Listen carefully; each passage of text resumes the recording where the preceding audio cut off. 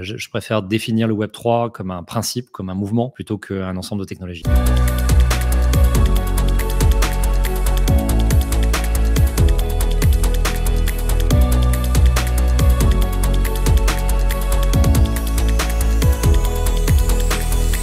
C'est compliqué, mais c'est compliqué!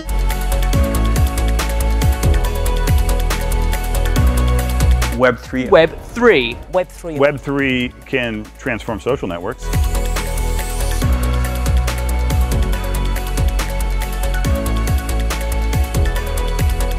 Web3, c'est un terme qui est apparu relativement récemment, donc c'est un peu normal qu'on n'ait pas encore de définition très claire. Pour moi, c'est d'abord un mouvement dont l'objectif est de remettre de la souveraineté numérique dans les mains des utilisateurs. Et quand on dit utilisateurs, c'est aussi bien des individus, des entreprises, enfin tous les gens qui se servent finalement d'Internet comme un canal de communication. Ensuite, il y a évidemment des technologies qui permettent d'arriver à ces fins, mais je préfère définir le Web3 comme un principe, comme un mouvement, plutôt qu'un ensemble de technologies.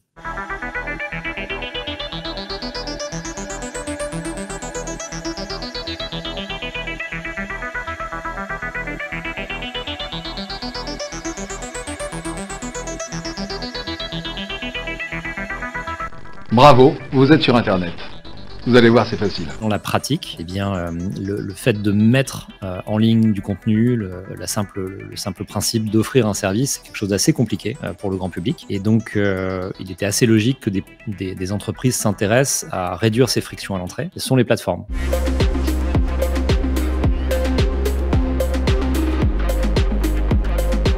It can be a useful tool or an addictive waste of time.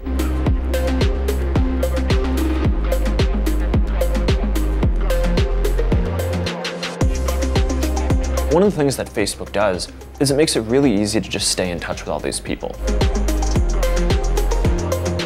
L'Internet s'est bâti, le gros de son adoption, autour de plateformes qui, en échange d'offrir un service extrêmement simple d'utilisation et de prendre en compte et à sa charge l'ensemble des frais qui sont relatifs au stockage d'informations, le fait de délivrer ces informations. En échange de ça, eh bien, ces plateformes prennent de nos données, les monétisent et on construit des modèles économiques qui sont vertueux en ce qui concerne l'adoption d'Internet, mais qui, au bout d'un moment, posent tout un tas de problèmes, des problèmes qu'on connaît bien, donc la fuite de données, le fait d'utiliser des données sans le consentement des utilisateurs, ou bien d'être suffisamment opaque dans la manière dont les données sont utilisées pour que les utilisateurs se rendent pas vraiment compte de ce qu'on en fait. Donc tout ça, c'est les dérives qu'on voit arriver avec ce qu'on pourrait appeler la plateformisation de l'Internet.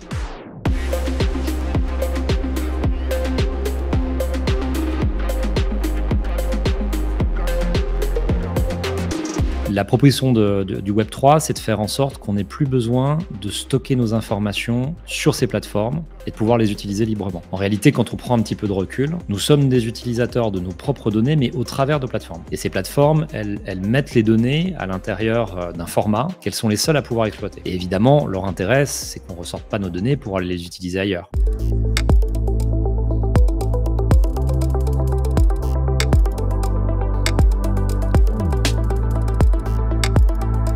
Dans cet univers qu'est le Web3, on fait en sorte de trouver des technologies pour remettre les données dans les mains des utilisateurs. Et c'est là où des outils comme les NFT prennent tout leur sens, parce qu'un NFT, c'est un objet numérique unique auquel on peut rattacher ce que l'on souhaite. Donc par exemple, un NFT peut être un profil d'utilisateur. Un NFT peut être utilisé pour dématérialiser la relation qu'on a tous les deux. On a envie, moi j'ai envie de vous suivre, vous avez envie de me suivre. Bon bah voilà, ça peut être dématérialisé par 2 NFT. Et à partir du moment où on représente toutes ces informations, y compris nos goûts, y compris nos cartes de membres et nos cartes d'accès, nos clés d'accès pour certains services, pour certains contenus, à partir du moment où on représente tout ça sous forme d'actifs numériques, en particulier de NFT, eh bien on s'est réapproprié nos données parce que ce sont des objets numériques qu'on peut conserver nous-mêmes.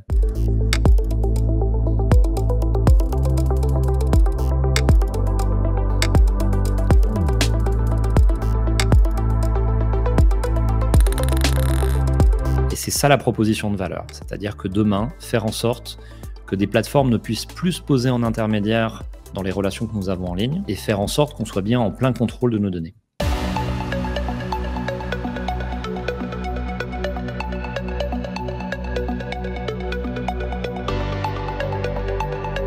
Donc Donc les blockchains, c'est vraiment le niveau, je dirais 0, c'est l'infrastructure. Ce qu'on crée au-dessus de ces blockchains et qui représentent de la donnée, ce sont des actifs numériques. On arrive à trouver des systèmes qui alignent les intérêts des utilisateurs avec les intérêts de ceux qui construisent ces systèmes. Cet alignement d'intérêts est extrêmement important parce que ces blockchains n'appartiennent pas à un individu ou une société. Ça crée les conditions pour créer de la confiance et pour créer des systèmes qui vont dans l'intérêt des utilisateurs.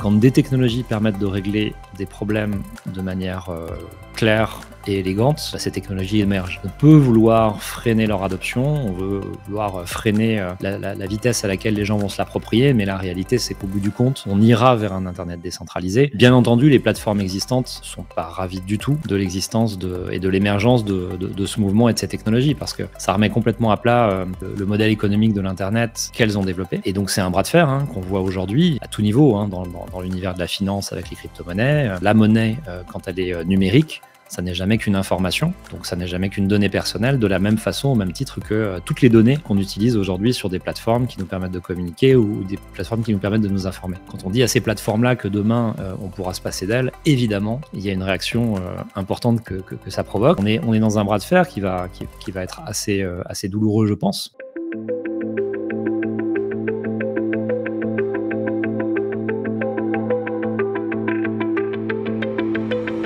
Parce que c'est dans l'intérêt de tout le monde, c'est dans l'intérêt des individus de retrouver de la souveraineté. C'est vrai pour les entreprises aussi, qui aujourd'hui clairement sont à risque sur leurs données. Et c'est aussi l'intérêt des États quelque part. Alors pas tous, probablement pas l'État américain, mais si on regarde factuellement, aujourd'hui en Europe, on n'a pas de situation de dominance sur les plateformes, loin de là. On est au contraire dépendant de plateformes qui sont des plateformes étrangères. Et donc on a tout intérêt en Europe à reprendre cette souveraineté. On le voit d'ailleurs, la manière dont sont gérés et envisagés le développement de ces technologies aux États-Unis comparativement à l'Europe. On a beaucoup plus d'ouverture de la part des régulateurs en Europe que ce que c'est aujourd'hui aux États-Unis. Ça montre bien que les intérêts économiques de ces deux zones ne sont pas du tout alignés quant à l'adoption de ces technologies. Les challenges pour les Européens aujourd'hui, c'est de bien comprendre la raison de l'existence de ces technologies, les motivations profondes de ce mouvement, pour ne pas céder, disons, un lobby de la part des plateformes à vouloir faire pérenniser leur modèle économique. Nous, on a tout intérêt, en particulier quand on est européen, à ce que ces technologies se développent.